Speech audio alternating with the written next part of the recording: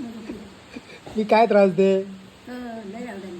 हा तर काय फोन काय करायचे, पोरीला चिमटे काढायचे. नाही, पण मी लहानपणी काय त्रास देई? एकसारखा घ्यायचा उचलून उभी आणि हो. होय बाबूलो लहान होते तेव्हा बरं होते पाळण्यात. 3 महिने झालेली पाय बी बाहेर काढायचं. म्हातारा आपलं हलयता पण आजो हात मी पाय बाहेर काढले ते म्हातारे. आजोबा हलवायचे हो का?